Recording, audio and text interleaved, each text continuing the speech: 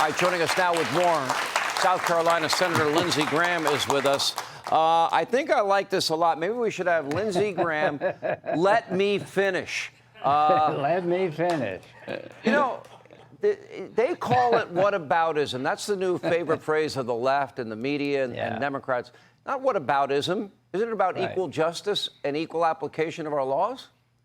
Well, number one, George Stephanopoulos had no idea what I was talking about.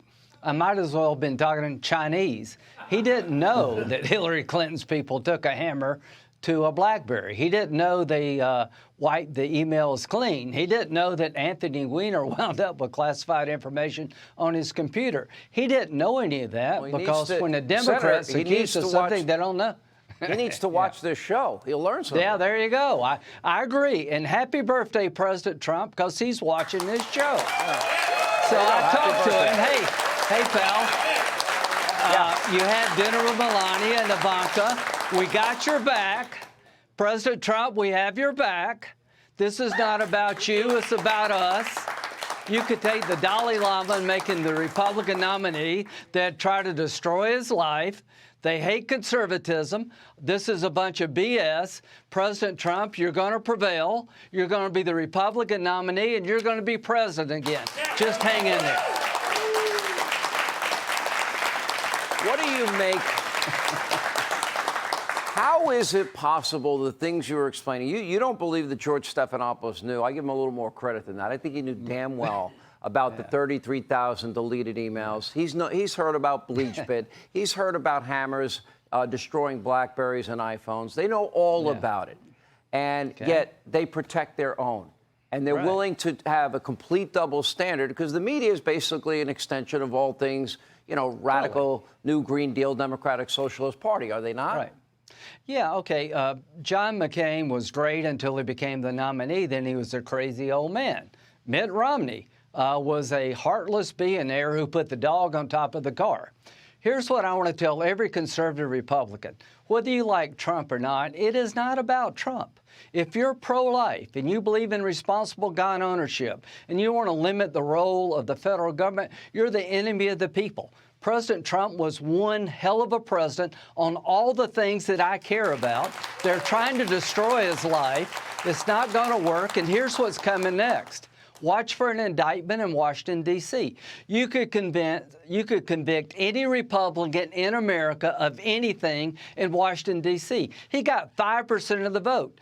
Here's what I worry about, that Mr. Smith will indict President Trump for January the 6th activity in Washington, D.C. If he does that, that means he has no confidence in the Florida case. I hope and pray that Mr. Smith will not do that, because that will tear this country apart. President Trump has been treated unlike anybody I've known in this business, and I've been around since 1995. What they hate about him the most, he's broken through to working people. He's a threat to the left unlike anybody since Ronald Reagan.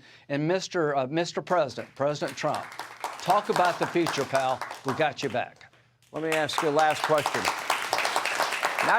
Now we're talking about a New York case with Alvin Bragg. Then you're talking about a Miami case. Now they've been mentioning all day a New Jersey case. Now you're talking about a Washington, D.C. case. I have every belief that, you know, just like in New York, when you have AGs and prosecutors run on a campaign to go after one man, the same thing's going to happen down in Fulton County, Georgia.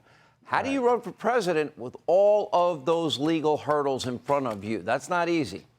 So Hillary Clinton said something that was very, I think, telling. They have not yet broken. I can't believe they haven't broken after this. The goal is to find something that will break us from Trump. And the reason they're not going to break us is we see through this, that if Donald Trump took a hammer to a BlackBerry, it'd be front page news. The double standard is real, and they're literally trying to find something to break the Republican Party from Donald Trump. They fear this man. They fear his ability to come back and turn America around. They fear him more than anybody else, and that ought to tell you something about President Donald Trump. The Democrats want to destroy his life because they fear him. And from my point of view, conservatism is in good hands with President Donald Trump, and that's his biggest crime. All right, Senator Lindsey Graham, South Carolina, thank you for being with us.